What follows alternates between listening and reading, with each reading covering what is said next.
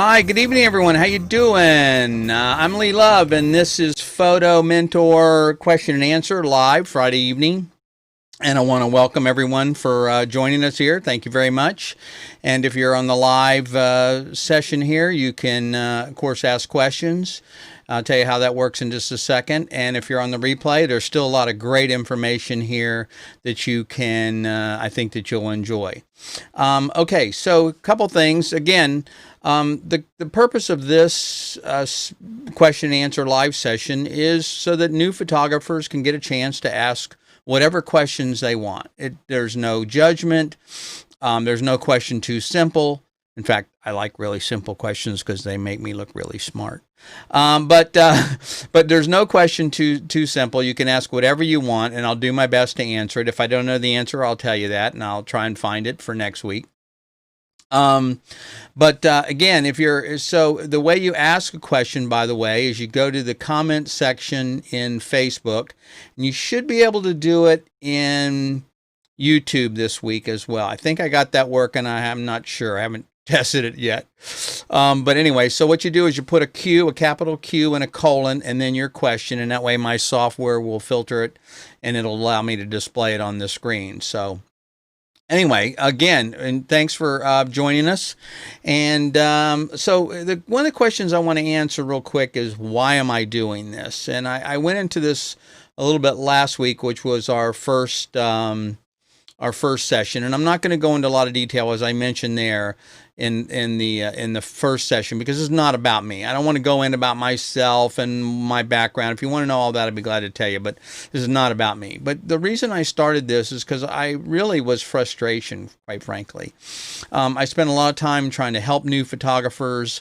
I do a lot of one-on-one training, and have for years in the area of lighting and Photoshop and Lightroom and just basic photography.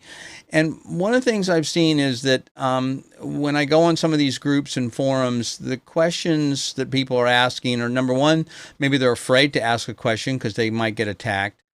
Number two, a lot of people that are answering the questions don't actually listen to the question. I mean, they'll give an answer, but they're not addressing what the person's asking, and it's very frustrating for me to see that.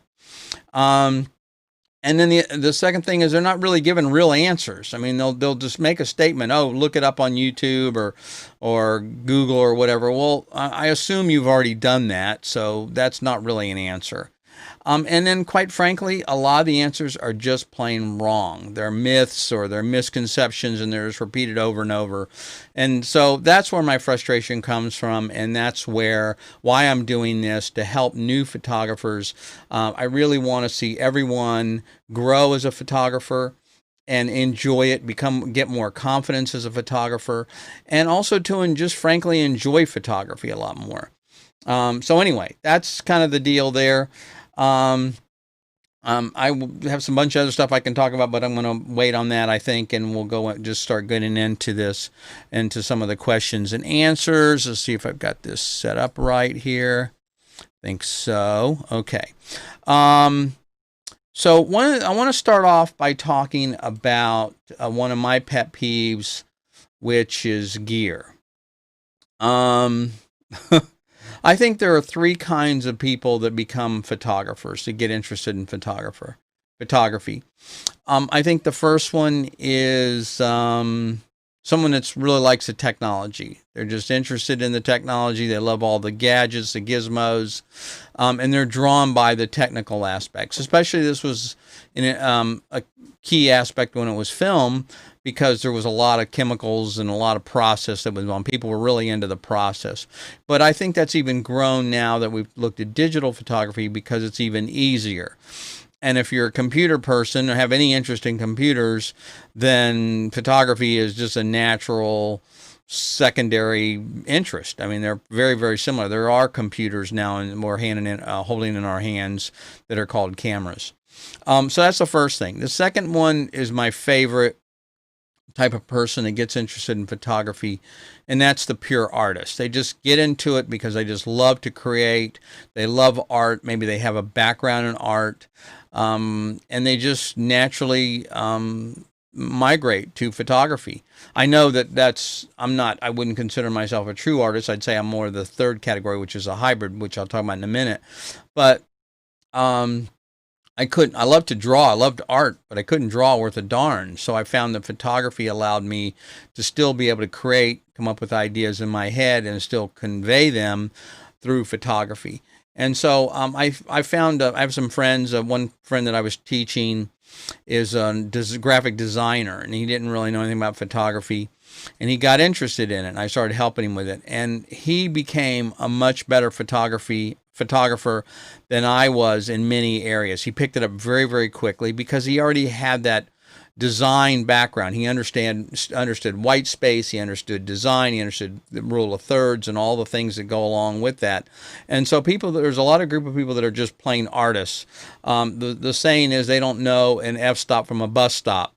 And the fact is they don't need to. They really, the cameras will do so much nowadays that they're pure artists, and that's all they see is the art.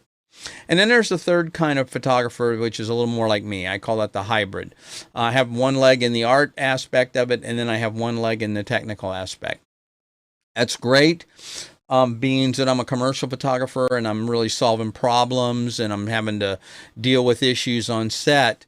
But also it gets in the way because sometimes I really want to focus more on the artistic aspect. So you'll hear me talk a lot about that with new photographers and answering questions about them working on the composition, the framing, the lighting first, and then the technology second. So anyway, so that's the thing about I think that I want to mention.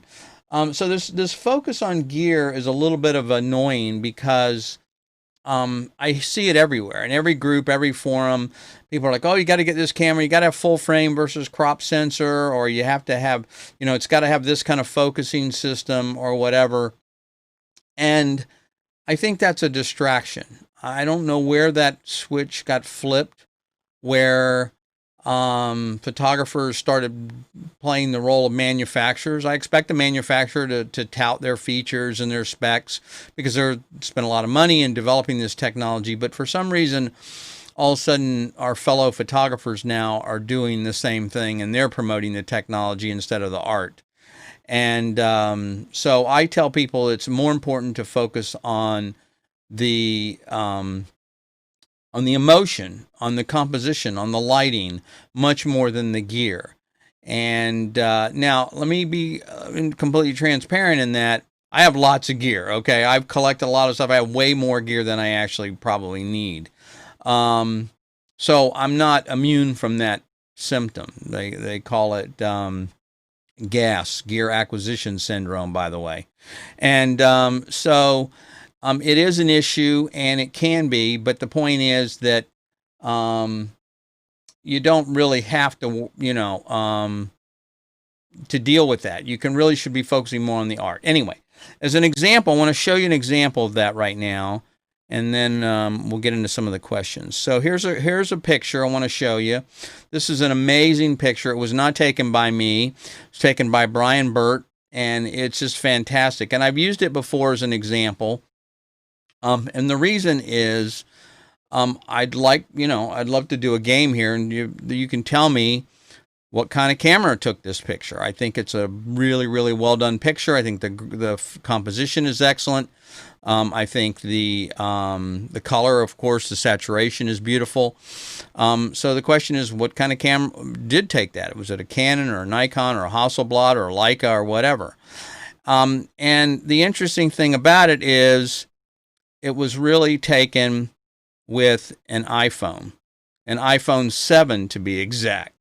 So I think this is a good example of where it's not about the technology. It's really about learning to see, about composition, and recognizing a great image. And our phones nowadays are certainly much better than any of the cameras we used to have 20 years ago.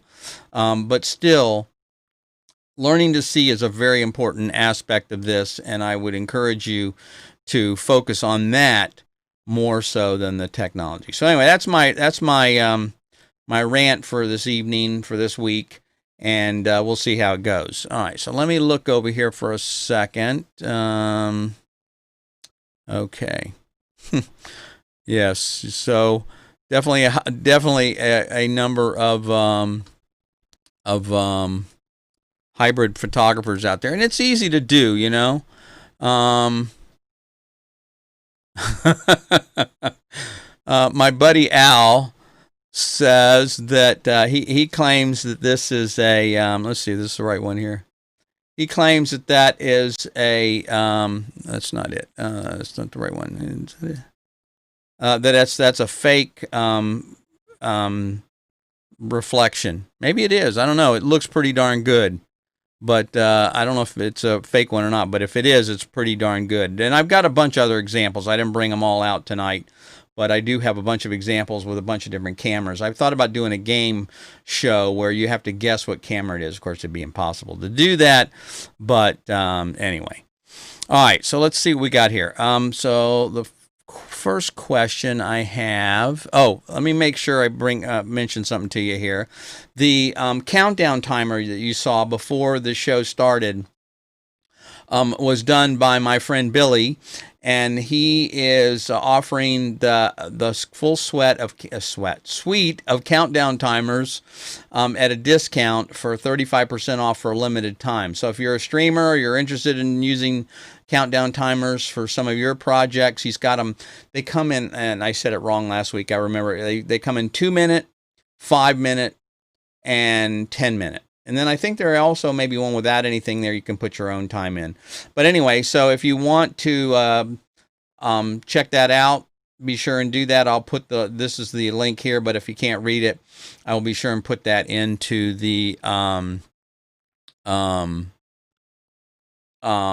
into the show notes or into the comment there.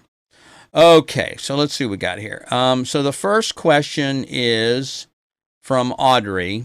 And Audrey asks, this is a pretty common question, what tripod would you recommend for a Canon T6, Rebel T6? Okay, so Audrey, here's the first question I would ask you when anyone asks me anything about tripods.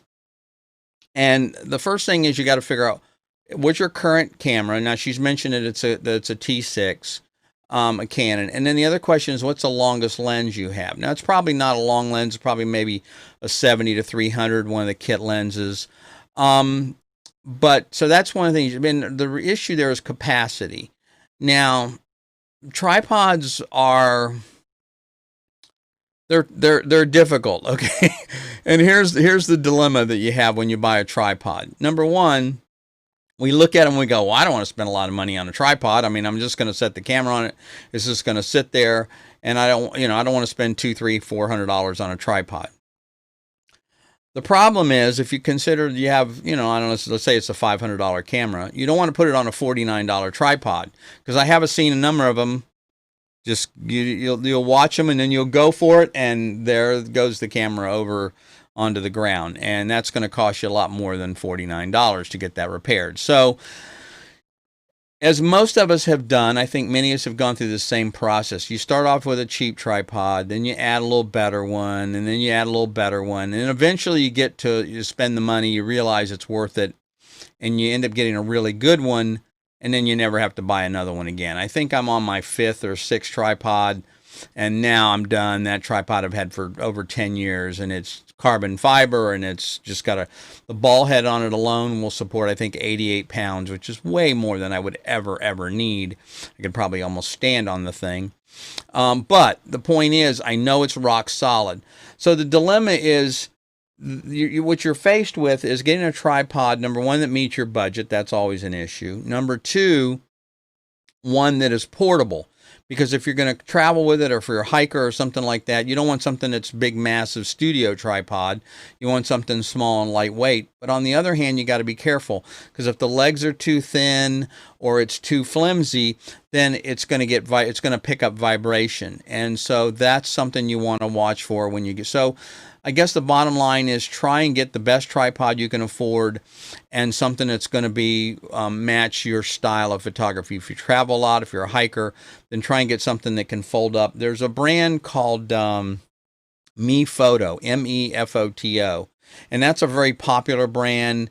It's relatively low cost. I think they have three kind of categories of product. You can get them in aluminum, you can get them in carbon fiber, and depending on what you want to spend. The other thing I would mention before I move on is you want a head, the head that goes on you want the quick release plate that goes on the bottom of the camera. And the way that works is that stays on the camera. You can just unscrew it, and it comes right off the camera, so you don't have to keep doing that every time. Sometimes there's a lever, sometimes there's a knob.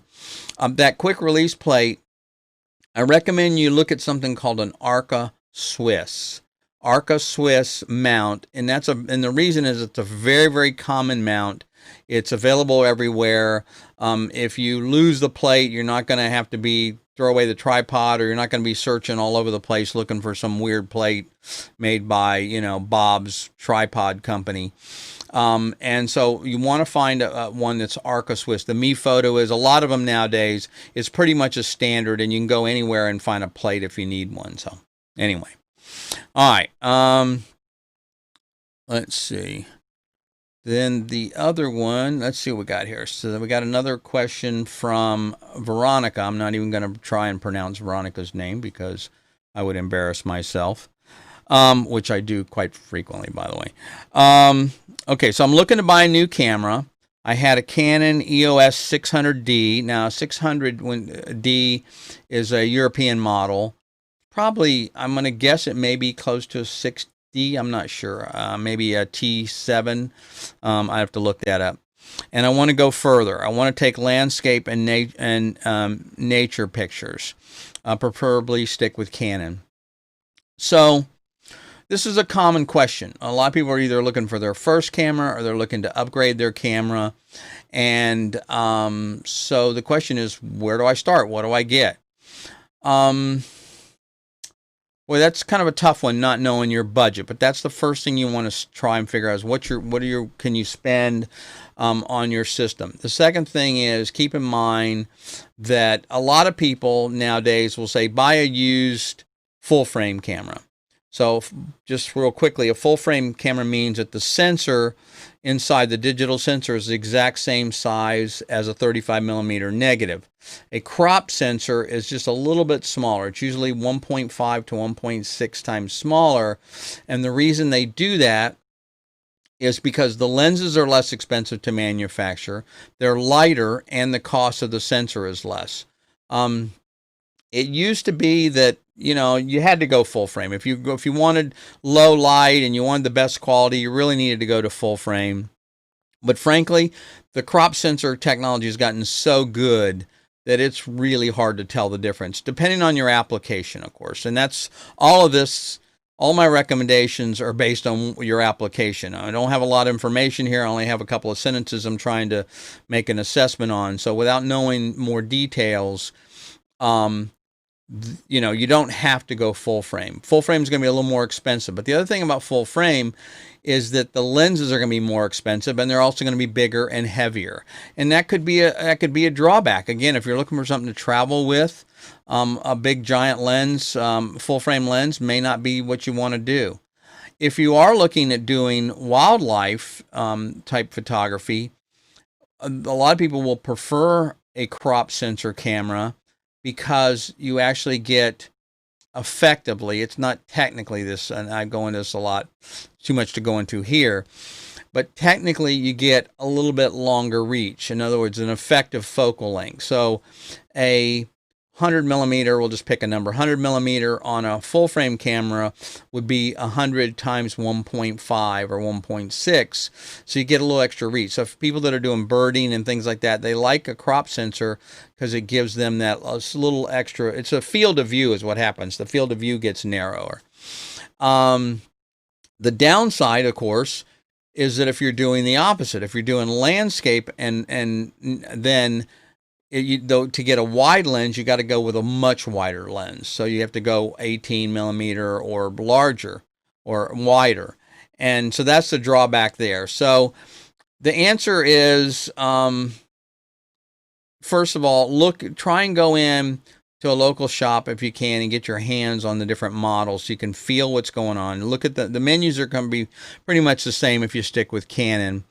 But look around, maybe the 6D, I think, is the full frame model. There's, I think, a 6D Mark II. Then there's the mirrorless cameras, which are the EOS R models in RP. And then if you want to stick with the crop sensor, which are great, nothing wrong with that, you can look in the Canon 7D Mark II, which is a great camera. Or if you want to say, those are typically almost like a sports camera, high frame rate. But you can also look at the 80D or 70D. Those would be something that would be right around probably in a lower price range, depending on the budget that you're looking for. So, okay. Let's see what we got here. All right, so the next question, again, if you want to ask a question, be sure and put a Q in front of your question, post it on Facebook or on Twitter. I'm sorry, not Twitter, on Facebook or on Facebook or YouTube. And I'm not seeing any questions on Facebook. I hope this part is working right. So, but they are working on YouTube, which wasn't, this is the first week we've done that. So that's a step in some direction. I don't know if it's the right direction, but it is a step in some direction. Let me look at this real quick here before I move on. Okay. Hang on here. Let me just check this real quick. Yeah, here we go. Okay. All right. So the next question is from Deborah, and she says, and this is a sad one. I hate this kind of question because I've seen this before, and it's really tough that you know, she's in this situation. But so she has a new camera, got it. It's been in the closet since Christmas, and she got all excited about it at first, but then she really got overwhelmed with the technology, is what she's really trying to say. And I've seen that a lot. People that, you know, get a camera, they'll get a really a quote unquote nice camera. But then they get easily overwhelmed because they go onto forums and the groups and they start asking questions, and people are like, oh, you got to use Photoshop. Oh, you have to do this. Oh, you need this lens or you need that. And without any help, without somebody kind of tutoring you or mentoring, which is the purpose of this show, it's hard. It's very overwhelming. So here's my advice, Deborah. First of all, put the camera on auto. People that tell you you have to shoot on manual do not understand where you are. Manual is a great mode, and it's certainly something you need to know about down the road. But to get started, just put the camera on auto and use it as a really nice point and shoot, if you want to call it that. But focus primarily on your composition. Focus primarily on your lighting. Learn to see, as I call it. So active seeing. That's what really makes a great photographer. Is not so much the technology or the camera, as we saw earlier. It has to do with how you perceive that, what you do with that. And so don't worry about the technology to start with. Just worry about capturing the emotion, capturing the great composition, and that will get you started. And you'll have some success doing that, I promise you.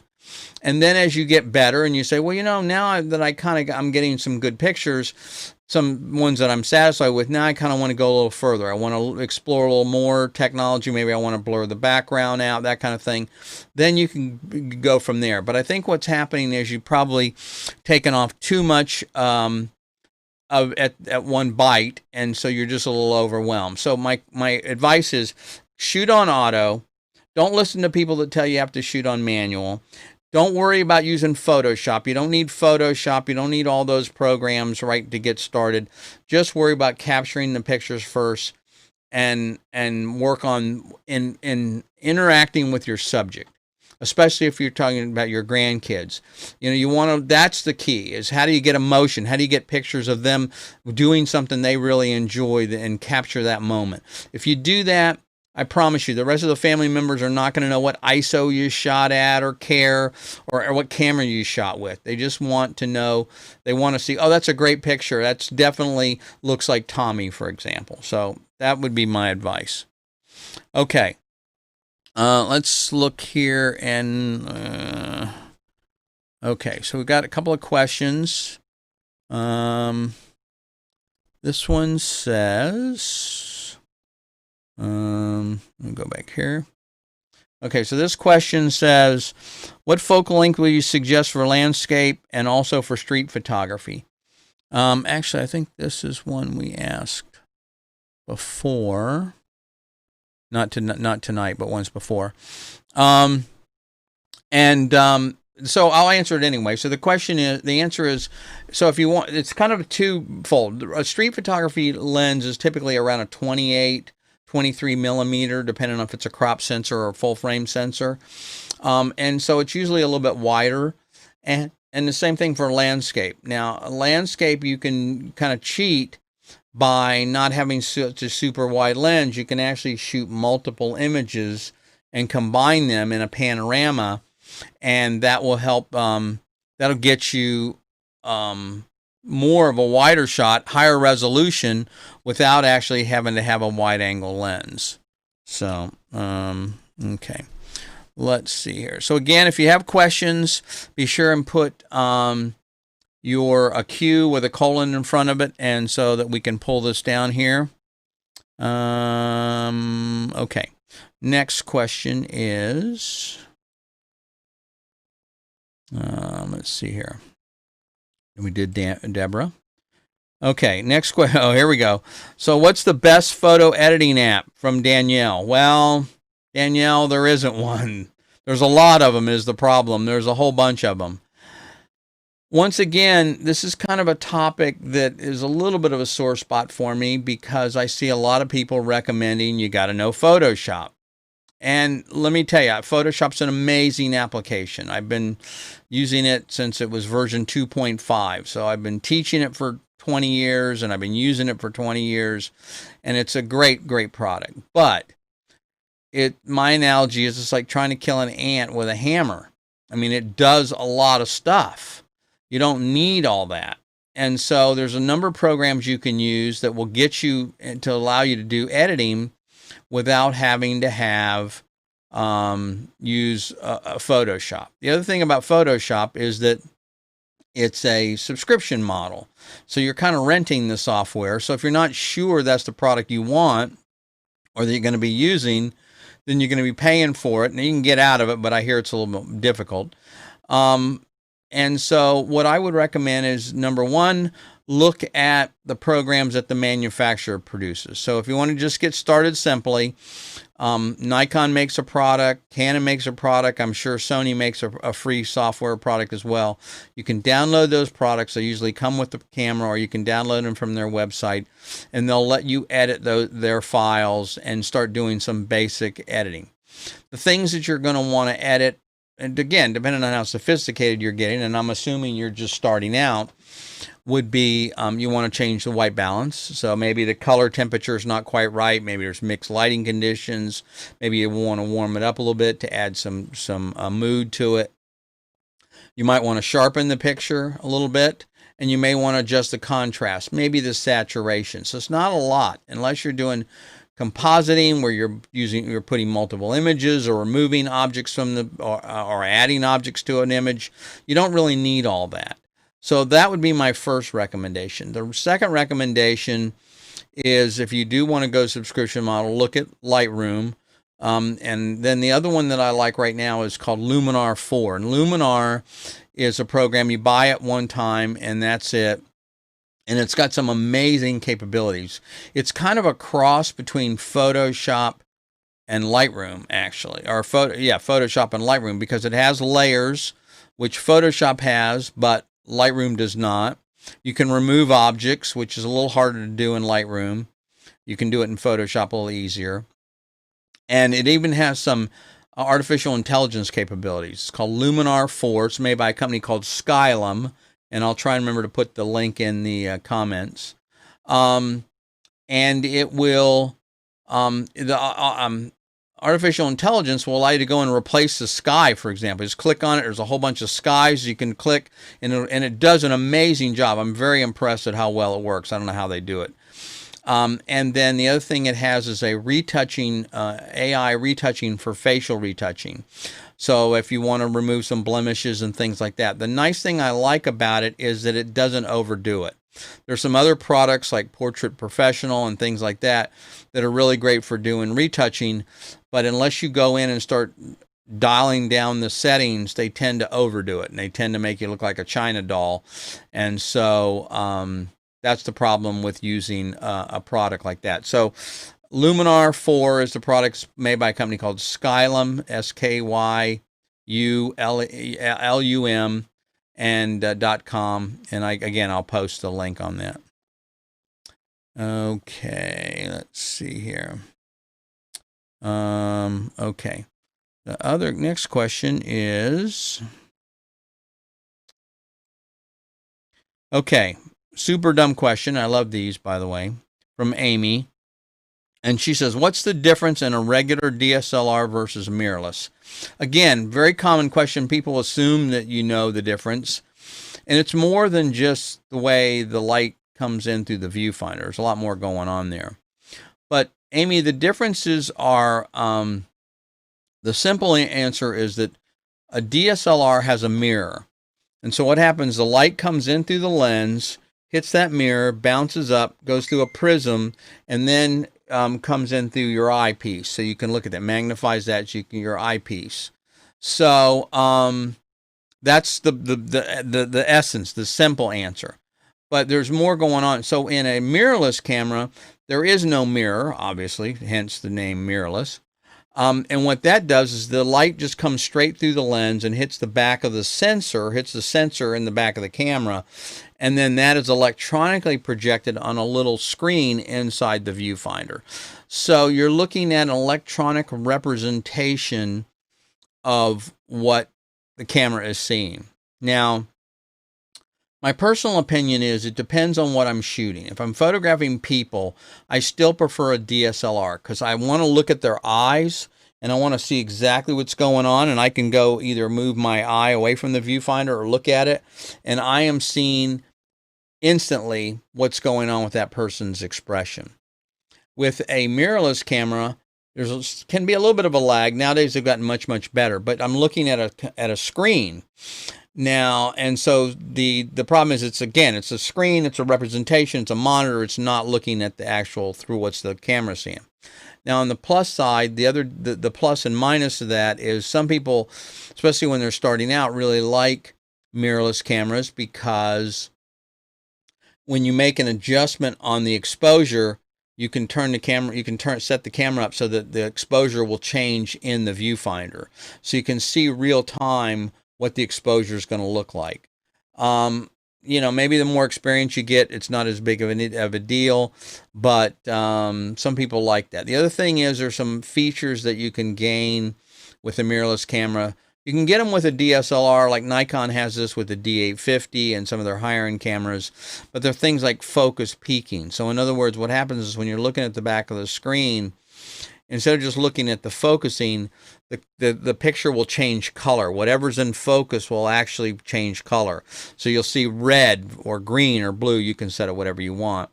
As you move the focus point, you'll see that change in the image. So if the background's in focus, and you'll see it change to a red or a green. If the foreground's in focus, then that'll change to a red or green or blue, whatever you set it to be.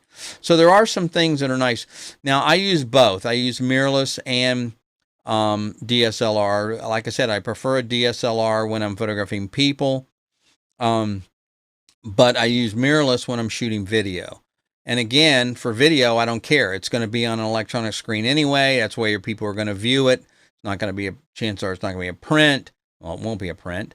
It's not going to be a print. It's not anything like that. And so therefore, I don't care that I'm looking at it on the back of a screen. In fact, the features, having the histogram and the focus peaking, can be an advantage. There's also something called false color. Anyway, blah blah blah.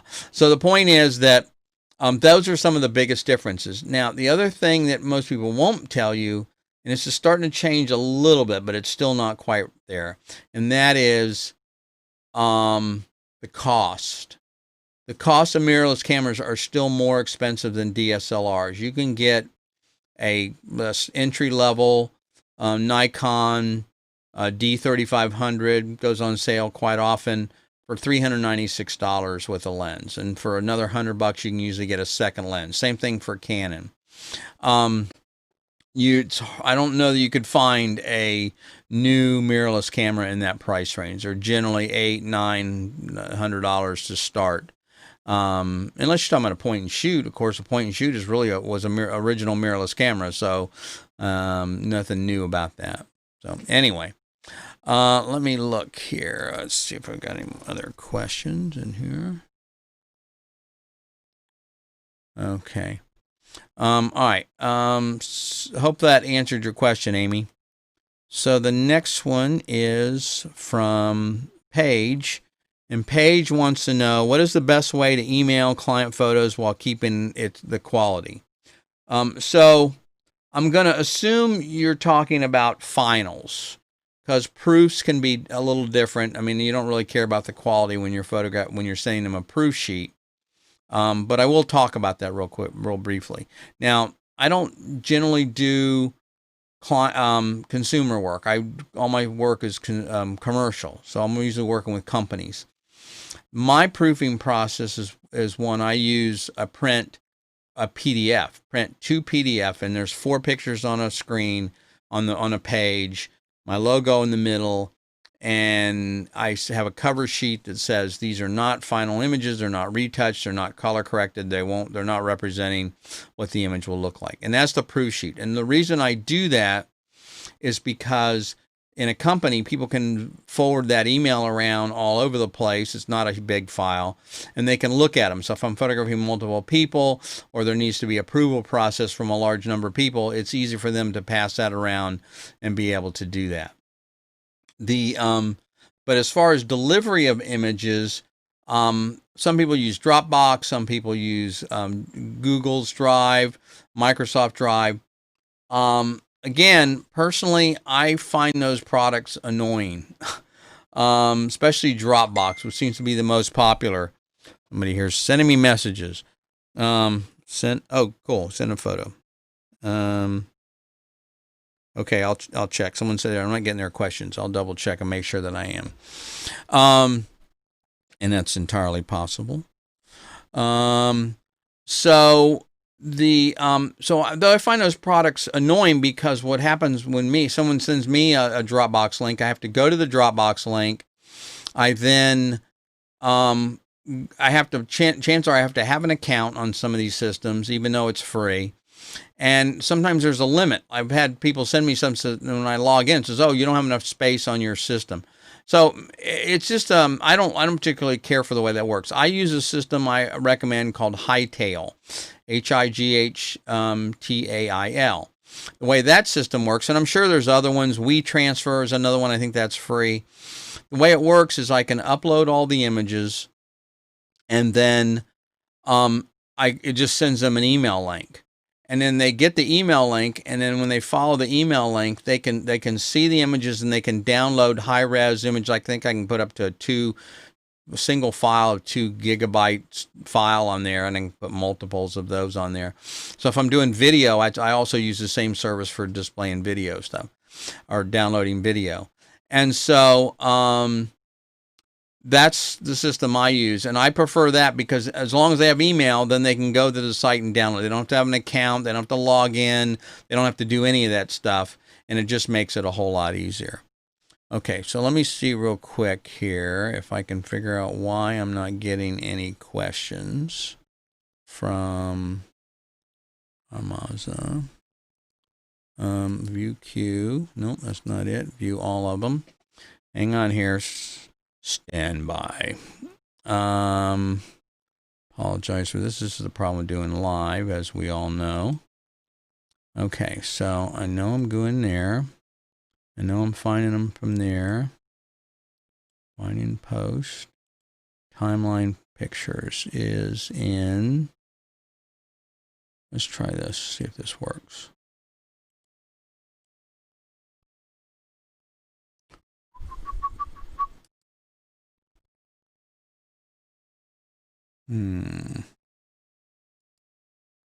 Sorry about this. Need some standby music, huh? Let's see. So the other one is, I'm sure this is in the right spot.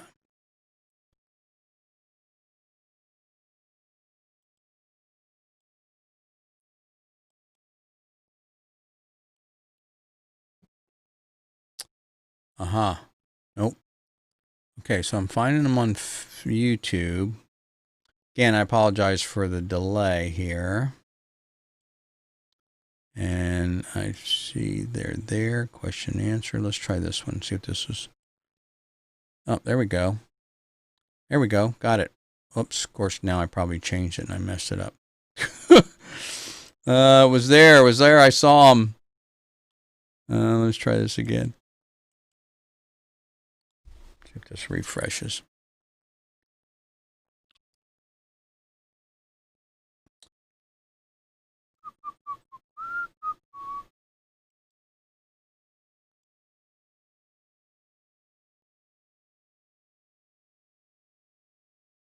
All right, I'll answer another question while I'm working on this and see if I can figure out what's going on here.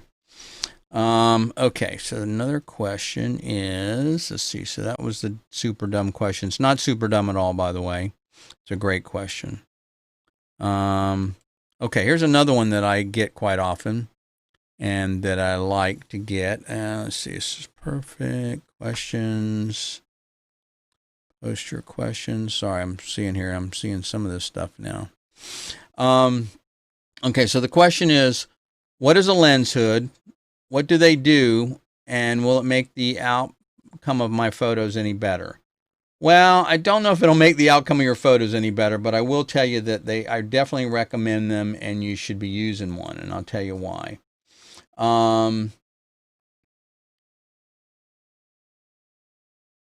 The reason you should, so I always use a lens hood, okay? Indoor, outdoor, whatever. And the purpose of a lens hood, what it does is it keeps any reflections off the front of the glass. So the larger the lens, let's say a wide angle lens or maybe a lens that's got a very wide aperture, 2.8, something like that, has a very large opening.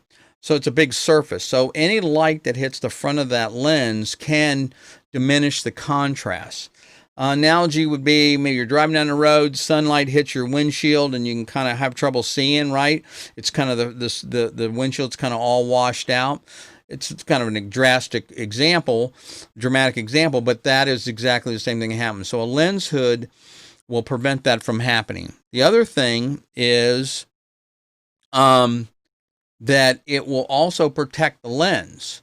So if you have that on and you're carrying it around and you bump into something, that lens hood is going to be a little larger. It's going to protrude, and the camera's going to hit, or the object's going to hit that before it's going to hit the lens. So if you break a lens hood, they're not cheap. I mean, some of them are 30, 40 bucks or more. But at least it's going to be a lot less expensive than repairing a lens. So you want to be able to, so I recommend you always use a lens hood.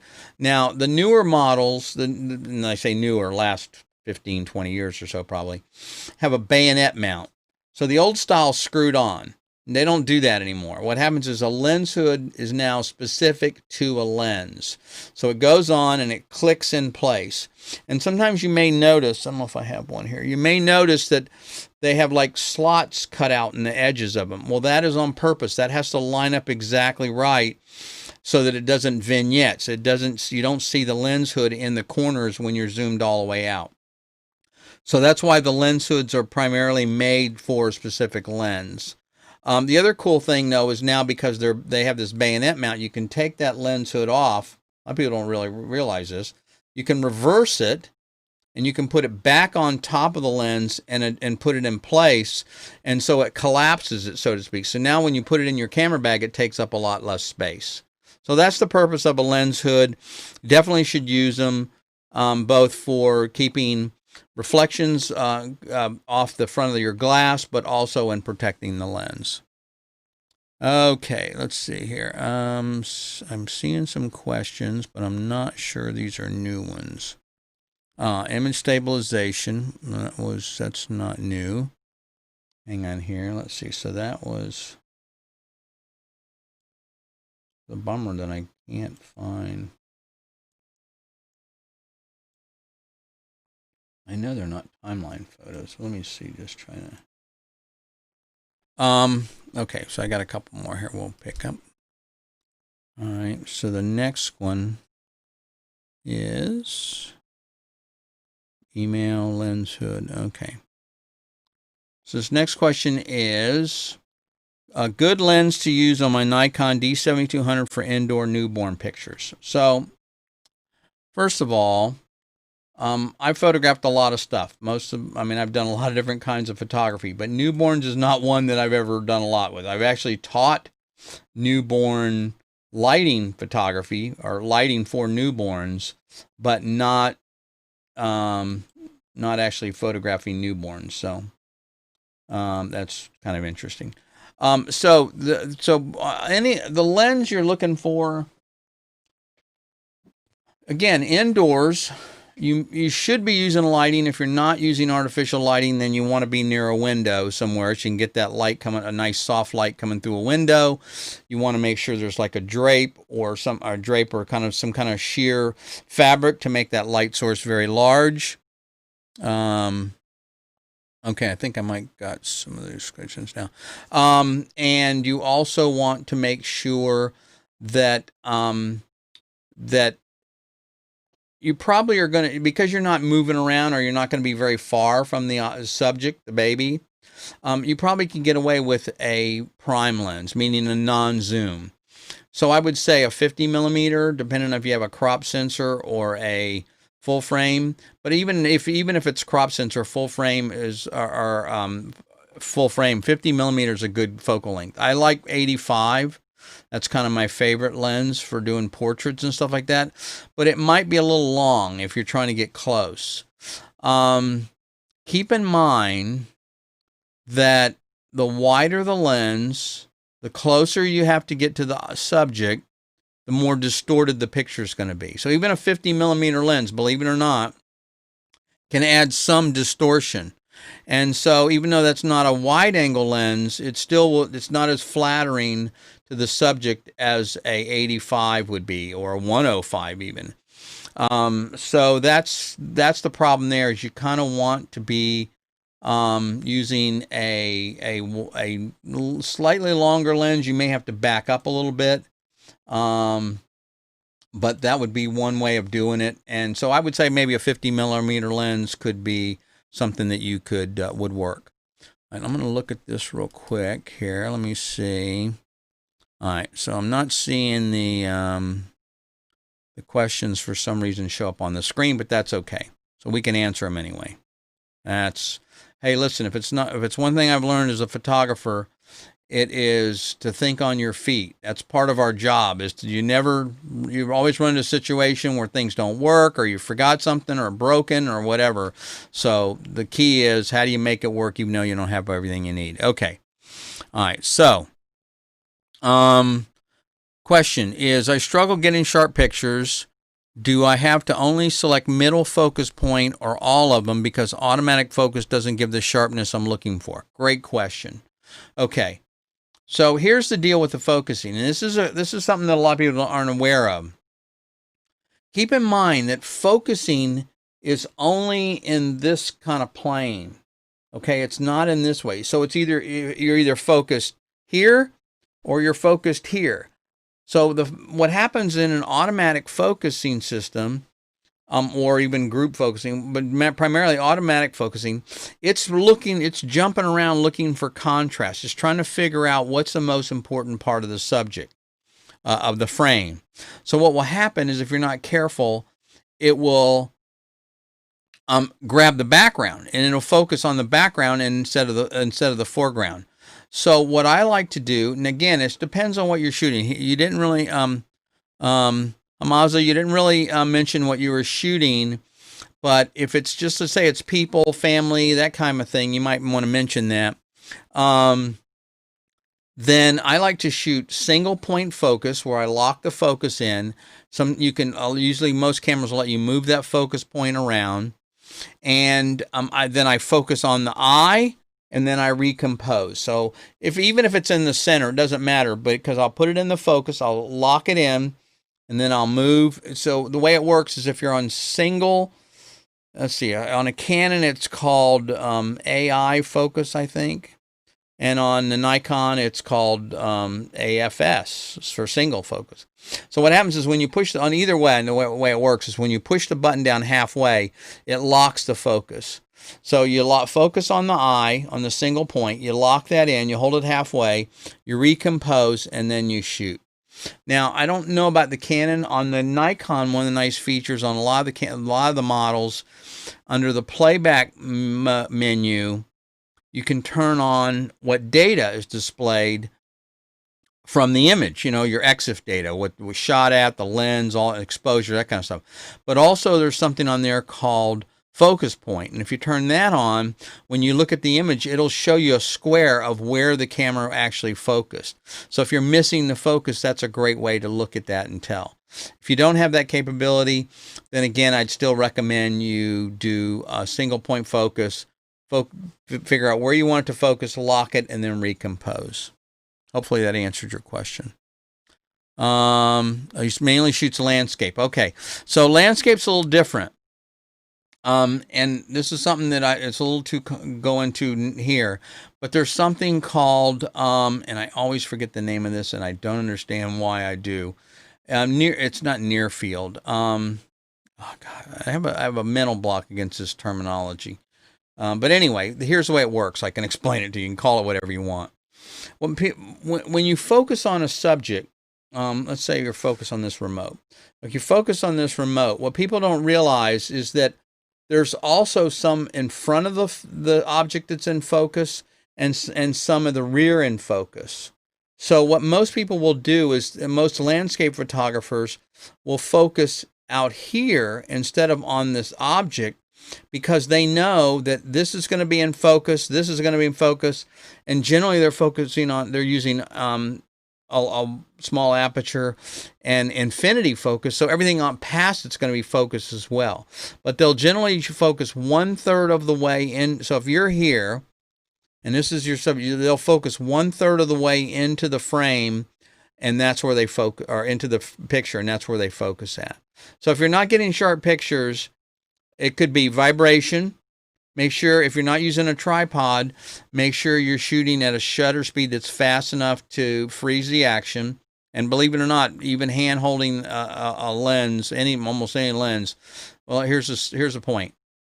You can take the most inexpensive lens and put it in the middle range, let's say f8, f11, and put it on a tripod, and I will almost guarantee it will be sharper than a lens you've handheld, even at the same aperture. Definitely a wider aperture. And so that's the trick. So here's my rule of thumb. If it's a 50mm lens, then you need to be shooting at least the focal length or double in shutter speed. So you want to be shooting at 1/60, if you're hand holding it, 1/60th of a second, or ideally 1/25th or faster. If it's a 300mm lens, which is probably not for landscape, but it could be, then you want to be shooting at 300, or preferably 1/640th or 1/800th of a second shutter speed, and that will help ensure that you're going to get a sharp picture. When people bring me cameras and they go, my camera was working, but now I think there's a problem with the lens, I'd say 99% of the time it's because the shutter speed is too slow. Okay. He also asked the question, do I need a UV filter for landscape? Probably not. Here's the issue with UV filters. If you do get a UV filter, you want to match the quality of the lens. So if you have a really a $2,000 professional 70 to 200 2.8 lens, and you want to use a good filter on it. Don't use a cheap filter. In fact, my approach is, take this for what you want, I'd rather not have a filter on it at all if I got to put a cheap one on. And the reason is I've seen situations where they're getting soft images and it's the filter. So if that may be a problem for you, if you're finding that you're not getting sharp images, then try to take the filter off, shoot an image, and then put the filter back on, shoot the exact same image. Ideally, you want to do it on a tripod so everything stays the same, and see if that's the problem. But it could be the filter is causing you a problem. Also, sometimes if it's not a really good filter and it's not what they call multi-coated, then you'll get some reflections in between the lens and the filter, and that can cause some answered. I think that's it. I apologize that I missed these earlier. Sorry, I wasn't getting your questions. I think that's it. Anything else you have for a question there? Again, put them in the comment section on YouTube or on Facebook, and I will answer them here. A photo, no problem. Okay. All right. Looks like that is about it. Let me check one more time here. I still don't understand. I got to figure out why this our questions weren't showing up this week. I think I know why, but it could be probably operator error. Of course, it's always the problem, right?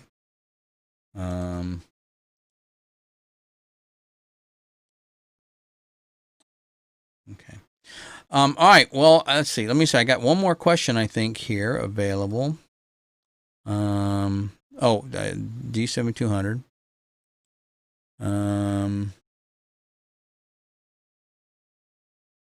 The other question I have here is, let's see. Oh, that's not it. Oh, Jessica, we already answered that. Was about the lens. So a 50 millimeter or an 85 millimeter would be a really good lens, and you don't need anything super fast, although most people will recommend, you got to have a 1.8 or 1.4. I mean, that's going to be helpful, but keep in mind that the depth of field, how much information's in focus, is not just about the aperture. It also has to do with how close you are. So the closer you get, the shallower the depth of field. So even if you're shooting at 3.5 or 5.6, if you get real close, your depth of field may be relatively shallow. And so that can sometimes be an advantage. It can be airy look, but it also may not be what you're looking for. So anyway, let's see. One last check here for questions. I think that's it. Well, listen, I appreciate everybody that came out and asked questions. Again, if you want to follow us here on Facebook, please go to Facebook/photomentor.tv. If we're on Instagram at photomentor.tv. And the website is photomentor.tv. Hey, what a surprise, right? And again, we're going to be releasing some more information. I've got some documents, some free documents and guides that I'm working on. If you go to photomentor.tv and you put your email address in there, I'll send those to you as soon as they are available. Again, thanks everybody for joining me, and we'll see you next week. Same time, same station.